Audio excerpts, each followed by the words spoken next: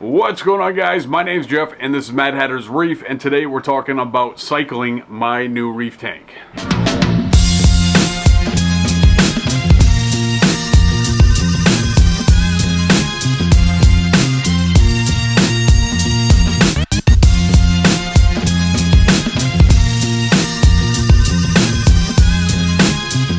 What's going on, guys? I'm back. It's Sunday. You know what that means. A brand new Mad Hatter's Reef video just for you. And today what we're going to be talking about is cycling the Waterbox 70.3. And we're going to be doing that with a fishless cycle, which is going to involve some different products. Now, this is a video that I have captured in the past and have done very in-depth, detailed videos on this subject, and if you want to check those out, there's going to be links down in the description below. Today's going to be kind of a brief overview, but again, I'm going to illustrate how easy and how fast fishless cycling actually can be. So let's jump into it. First things first, you're going to need some ammonium chloride, and Dr. Tim sells this as well. It used to be free, but I guess now you have to pay for it.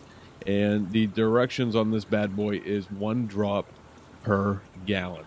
So I'm not going to drag you guys through the entire process of adding all those drops to the aquarium.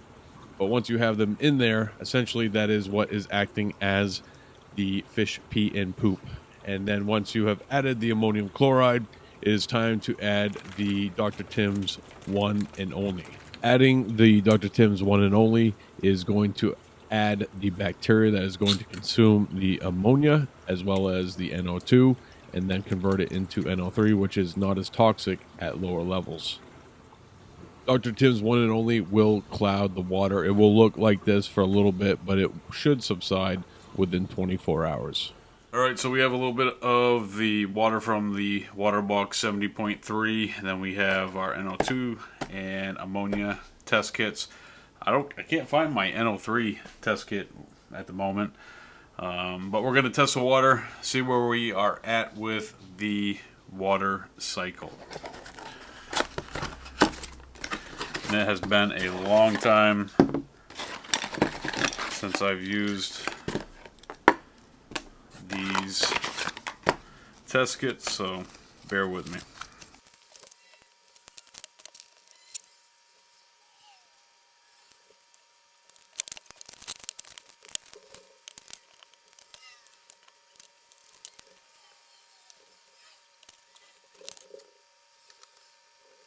Alright, so it's been the allotted time to test for NO2 and ammonia. As far as ammonia goes, we are in the clear on ammonia. There's no ammonia present in the tank. And we added ammonia to the tank, so there should have been, some type of reading. So at that point, the bacteria, the beneficial bacteria, has started to grow, has consumed the ammonia, and is now producing NO2. So we're only 2 days into this, and we are already at the NO2 stage. And as far as matching it up, it's actually between 0 and 1 point, I don't know what these parts per million on this, I'm not 100% certain. I don't know what the scale, parts per million. Yep. So it's between 0 and 0.1 parts per million, so hardly any NO2 at this point. For me personally, I probably wouldn't add fish at this point. Essentially what Dr. Tim's is designed to do is to add the bacteria and the fish. People have done that for a number of years. Public aquariums have done that. Me personally, I prefer to go the ammonium chloride route and do a true fishless cycling.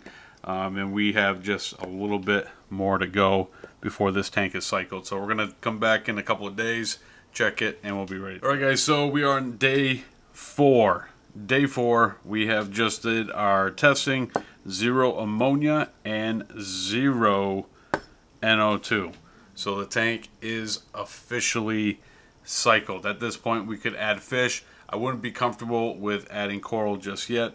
But at this point, we have completed our fishless cycling, and we are ready to add fish to the Waterbox 70.3. Alright, guys, so here's a look under the tank currently. I know that there's a lot going on here in a very small confined space, but ultimately some of these things are not going to stay with the system. This Bubble Magnus protein skimmer, I just did a video for Premium Aquatics on this guy, and I've been letting it break in the system. This isn't going to be staying in this tank. This will eventually make it to somebody else's tank. So right here at the tip of my corner, you can barely see it. There's two of them right there. They're lined up in the back of this sump currently, and that is the eShop's BioLux ceramic biomedia. And essentially what that is it's very similar to products that I've used in the past. And what they are is they're basically ceramic, very porous bricks that allow bacteria to grow. And there's 4 of them back there. Those 4 6-inch by 1.5 by 1.5 bricks will provide 43,000 square feet of surface area for bacteria to grow in your aquarium, which is a very, very good thing to do when you're cycling your aquarium. Giving that bacteria surface area to grow on in your tank is definitely an important part of cycling your tank. So those are definitely something that you want to check out. They're not as, they're probably more porous or more they provide more surface area than live rock, but ultimately live rock has a number of different benefits to it as well. Down here in the front, you can't really see it. I'll pan down actually. We have installed the titanium Finex heater that is currently hooked up and running. Anytime that you're going to be adding bacteria to your tank, you want to make sure that you have the appropriate amount or the accurate temperature for that bacteria to grow and thrive. And then in the front section here of the sump, this is going to be the auto top off reservoir. We're going to start utilizing that. I went with the ice cap ATO for the auto top off. I know I kicked around a number of different ideas. This was the most readily available, and it's a ATO that I've used in the past in my quarantine systems. Obviously that's not the actual one that I use in my quarantine systems, because you wouldn't want to have anything that has been possibly in contact with copper going into a display tank, especially a display tank that is going to have coral in it. So that's a brand new ice cap ATO that we're going to be setting up. I did run this on the 220 gallon while I was away because I needed a backup to my backup, because essentially my auto top off for my 220 is only good for about 5 days, and I was gone for I think 11 days. So I needed to figure out another way of being able to travel without a problem. So I essentially ended up using 2 auto top offs to achieve that. So this is what the sump looks like currently. I definitely need to get my cable management under control. We're going to have a specific video just to cable management. And I'm going to be honest with you guys, cable management is not my specialty. A lot of times, you know, it gets out of control. I'd be lying if I said anything else. So that's something that I want to do a little bit better at with this build. I need to get better at cable management, and ultimately that's what we're going to do in a upcoming video on this build series, is really tidy this up and make it a little bit more presentable. Right now, as far as the cycling of the tank, we are completely cycled. I can add fish to the tank now. I wouldn't want to add any corals. Maybe I would toss around the idea of some type of soft coral, but I'm not really into soft coral that much. I need to start utilizing the auto top off because now I have the heater hooked up. It only took 4 days for this tank to cycle, and this is a form of cycling that I've used a number of different times, and I've had great success with it.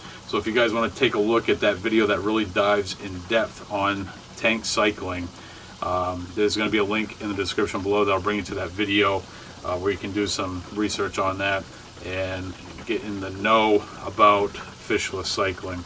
So that is the current status on the sump. Alright folks, so this is a record. This is actually the fastest that I have ever cycled a reef tank. Now in this hobby we talk about how nothing ever good happens fast, especially in the reef tank hobby. And what we did today is we basically illustrated that not all things bad happen fast. And it actually is relatively easy, and it's going to help eliminate that just looking at an empty tank for a very, very long time. 4 to 6 weeks to cycle a tank is absolutely too long to wait, and you can get it accomplished much faster. All right, guys, that's a wrap on today's video.